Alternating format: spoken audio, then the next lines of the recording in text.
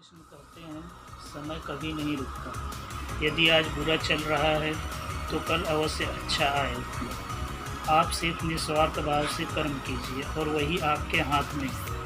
आपको अतीत की एक सच्ची घटना बताता हूँ। अगर आप इसकी गहराई को छू पाए तो आपको अपनी ज़िंदगी की ऊंचाई को छूने से कोई नहीं रोक सकता, आपकी किस्मत भी नहीं। बहुत पुरानी बात है। आश्रम में एक विद्यार्थी था जो कोई भी काम में बहुत समय लगाता और सही से नहीं कर पाता। एक दिन गुरुजी को बहुत तेज गुस्सा आया और उन्होंने उस विद्यार्थी से कहा, जरा अपनी हथेली तो दिखाओ बेटा। विद्यार्थी ने अपनी हथेली गुरुजी के आगे कर दी। हथेली देखकर गुरुजी बोले, बेटा तुम घर चले जाओ। आश्रम में रहकर अपना समय व्यर्थ मत करो, तुम्हारे भाग्य में विद्या नहीं है। शिष्य ने पूछा, क्यों गुरुजी? गुरुजी ने कहा, तुम्हारे हाथ में विद्या की रेखा नहीं है।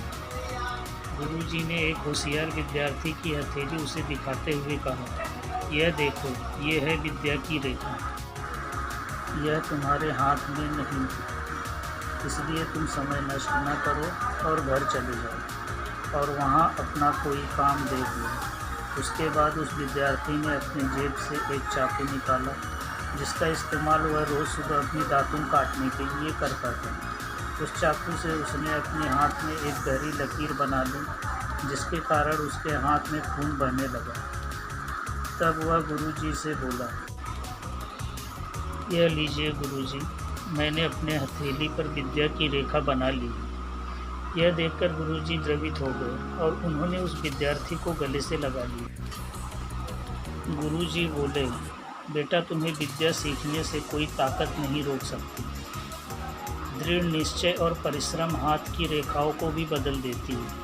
दोस्तों, यह विद्यार्थी आगे चलकर महर्षि पणिनि के नाम से प्रसिद्ध हुआ, जिसने विश्व प्रसिद्ध व्याकरण अष्टाध्यायी की रचना की है। इतनी सदियां बीत जाने के बाद भी आज 2700 वर्षों के बाद भी विश्व की किसी भी भाषा में ऐसा उत्कृष्ट और पूर्ण व्याख्यान का ग्रंथ अब तक नहीं बना।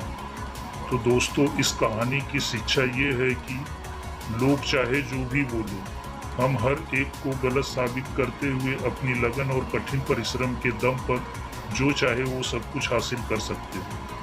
इस तरह के उदाहरण दुनिया में बहुत हैं, जहां लोगों ने अपनी किस्मत को पीछे छोड़ दुनिया को गलत साबित किया है, जैसे महान वैज्ञानिक आइंस्टीन। और एक हादसे में अपना एक पैर गंवाने पर भी हिमालय पर अपना परचम लहराने वाली अरुणिमा।